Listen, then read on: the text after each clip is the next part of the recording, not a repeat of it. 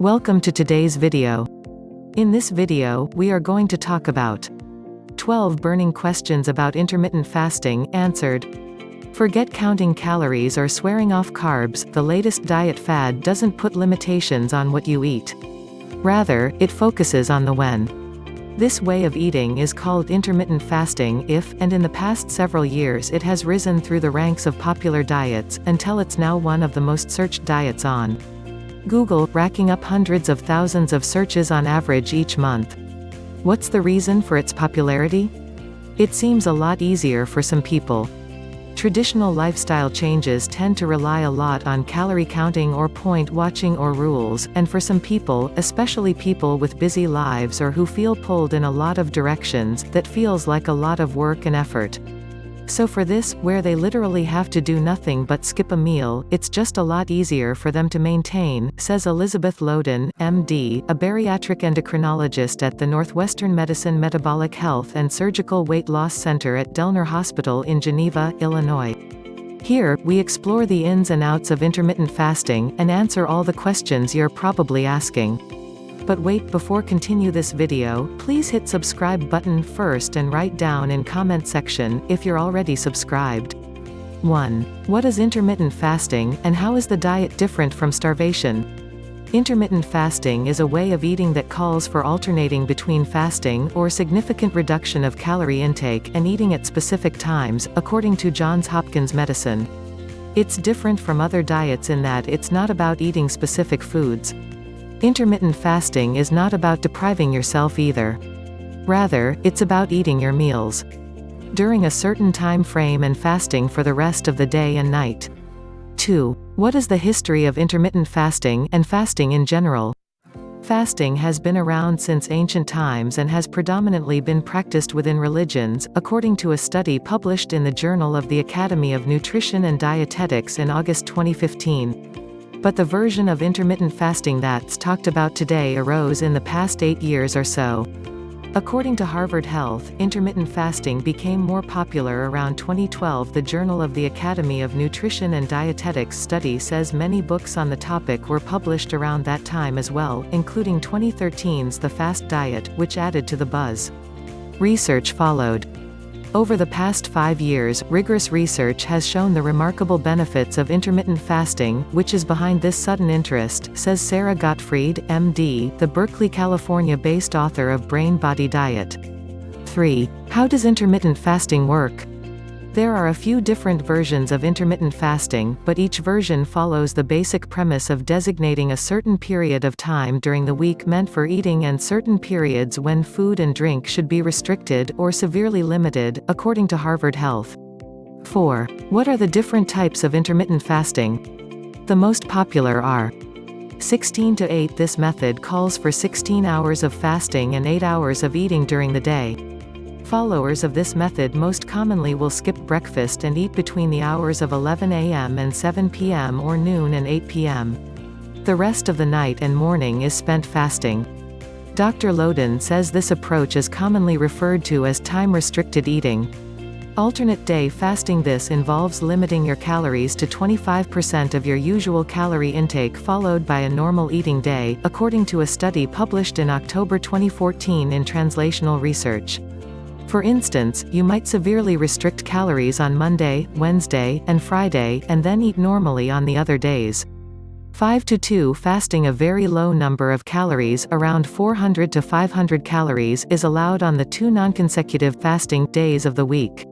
The other 5 days have no eating restrictions, per Harvard T.H. Chan School of Public Health. 5. Can intermittent fasting help you lose weight? The short answer, probably. Intermittent fasting gets a lot of press as a weight loss tool, and I recommend it in my practice for weight loss and weight management, Dr. Gottfried says. It's linked to weight loss because not eating between meals forces the body to turn to the fat stored in cells for energy, according to Harvard Health. Insulin levels decline through this process as the body burns fat. Loden believes what it really comes down to, though, is calorie restriction. Overall, people tend to consume fewer calories in a smaller window of time compared with eating all day, and that's what leads to weight loss, she says. A study published in June 2018 in Nutrition and Healthy Aging involving 23 obese adults found the study participants took in about 300 fewer calories per day when participating in the 16-to-8 approach to intermittent fasting. Versions of intermittent fasting that restrict eating after a certain time, say 7 p.m., also help eliminate nighttime eating, which has been shown to contribute to metabolic syndrome and obesity, according to a study published in December 2018 in BMC Public Health. Some critics, however, say the amount of weight loss to expect from intermittent fasting isn't any more significant than what you'd see with other calorie-restrictive diets. A study published in the American Journal of Clinical Nutrition in November 2018 found that a diet that cut calories by 20% resulted in a similar amount of weight loss to the 5-to-2 version of intermittent fasting after 1 year. Still, intermittent fasting may be a good option if you find it easier to stick to than other diets. 6. What are the touted benefits of intermittent fasting, and are they legit? Here are some of the proposed benefits of intermittent fasting. Boost weight loss. A review published in Current Obesity Reports in June 2018 found most research on intermittent fasting has supported its link to weight loss, and the data suggest that it can result in between a 5 and 9.9% loss of body weight. The 2018 study published in Nutrition and Healthy Aging suggests alternate day fasting may produce greater weight loss than time-restricted eating, but that alternate day fasting may be harder to stick with than time-restricted eating. Ultimately, more research is needed on whether intermittent fasting can result in real, sustainable weight loss. Lengthen life. A study published in Cell in December 2014 suggests calorie restriction may slow aging. The study involved animals, however, and the same findings haven't been shown among humans yet. Reduce insulin resistance. This condition is the hallmark of type 2 diabetes, and being overweight increases the likelihood of insulin resistance, according to a study published in February 2014 in Frontiers of Medicine. Intermittent fasting can help with insulin resistance by reducing the number of calories consumed overall, according to a study published in Nutrients in April 2019.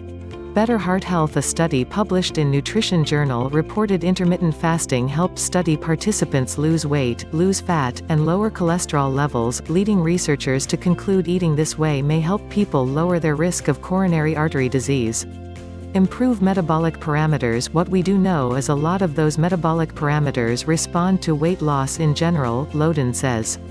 No matter how you lose the weight, you'll have decreased visceral belly fat, decreased fasting blood sugars, decreased triglycerides, blood sugar, all those things.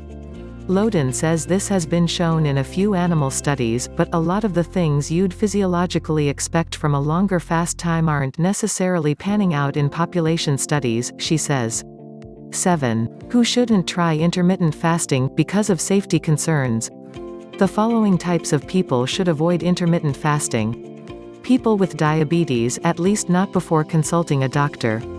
While intermittent fasting may improve insulin sensitivity and therefore may be beneficial for people with type 2 diabetes, it can also be risky for people on diabetes medications associated with hypoglycemia, low blood sugar, such as insulin, according to a study published in April 2019 in Nutrients. Therefore, intermittent fasting isn't recommended for people with type 1 diabetes, who rely on insulin. People with other chronic diseases. Not much is known about how fasting will affect many chronic diseases, including diabetes, but negative side effects such as dizziness and nausea may be more pronounced for these people, according to the 2019 Nutrient study.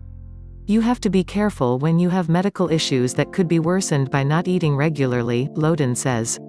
Underweight people. Those with a body mass index (BMI) of less than 18.5 aren't advised to try weight loss diets including intermittent fasting, according to a study published in Nutrients in March 2019. Intermittent fasting may encourage an unhealthy relationship with food, according to Harvard T.H. Chan School of Public Health.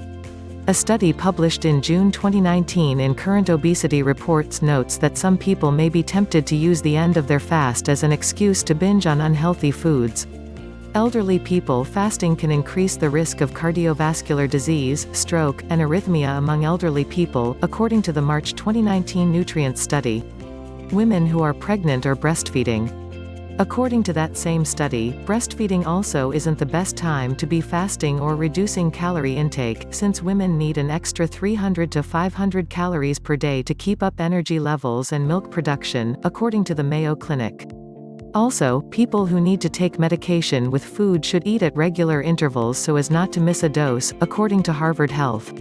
It's a good idea for everyone, whether you have any of the conditions listed above or not, to check with a doctor before starting to fast, according to Johns Hopkins Medicine. 8. Is it good or bad to exercise while intermittent fasting? According to Harvard Health, one theory is that exercising in a fasted state may help burn fat. Loden explains that the body needs sugar or some sort of energy to perform well while exercising. Normally, the energy comes from sugar molecules, which are stored as glycogen in the liver. If you start exercising, you're more likely to deplete those stores, and then your body has no choice but to go into a more anaerobic breakdown to give you the energy you need, she says. Instead of burning through sugars that aren't available, your body is forced to burn through another energy source, fat. But you may not have enough energy to exercise as intensely as you normally would. Peak performance or even feeling good while exercising, it's much easier to do if you eat, Loden says. 9. What's the best way to manage hunger while fasting? You will likely feel hungry as your body adjusts to intermittent fasting, but Gottfried says it will adjust. From my own experience and feedback from my patients, it gets easier, she says. According to Harvard, research has found that intermittent fasting doesn't increase overall appetite. Gottfried says the 16-8 diet, or some variation thereof, seems to be the easiest for most people to integrate into their lives without feeling too hungry. 10. What side effects can I expect on an intermittent fasting diet? For many people, transitioning to eating this way is not easy. Per the April 2019 Nutrients research, intermittent fasting can lead to migraine, dizziness, nausea, and insomnia. It can also make people feel hungry and weak in general, limiting their activity throughout the day. Some women might stop menstruating as a result of calorie restriction, according to the same Nutrients study. If you miss 3 periods in a row, it's time to see a doctor, says the Mayo Clinic. 11. What is the best way to get started on a fasting diet? In addition to considering your health goals, follow these steps before diving into intermittent fasting. Talk to your primary care doctor. He or she can determine if this eating style would be beneficial for your body. If you have questions about what is right for you, it's important to talk to healthcare professionals, Loden says. Everybody is an individual, and your specific doctor might have preferences about what you do and don't do based on your specific circumstances. Choose the best type of intermittent fasting for you. For instance, if you often socialize late at night, 5 to 2 likely will be a better fit than 16 to 8. If you decide to try 16 to 8, Gottfried says to ease into it. I recommend starting slowly at first and ramping up, with a 12-hour fast and a 12-hour eating window, then move to a 14-hour fast with a 10-hour eating window, and from there to 16 to 8, she says. She also says to keep in mind that there is flexibility with the eating and fasting window. Some like to eat at 10 a.m. and stop at 6 p.m., others prefer to wait until 12 p.m. and stop eating at 8 p.m., she says. Find what works for you.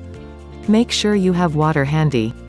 The 2019 Nutrients study suggests drinking plenty of water during the day to reduce your risk of dehydration and to help replace fluids that you normally would source from foods. Limit physical activity. It's also a good idea to limit your activities during your fasting windows until you know how your body will react, Gottfried says. 12. What is the best way to break a fast and begin eating again? Don't take the end of your fast as an excuse to go wild with unhealthy foods. That'll undermine the potential success of the diet. The principles of healthful eating and breaking a fast are the same whether or not it's a normal overnight fast or time-restricted eating, Loden says. Focus on breaking your fast with a healthy, balanced meal filled with lean proteins, healthy carbohydrates, and healthy fats. Pay particular attention to protein, especially if you have diabetes. In order for people with diabetes to maintain normal sugar levels and avoid worsening insulin resistance, we always recommend eating a form of protein with every meal, particularly when you're breaking a fast, Loden says.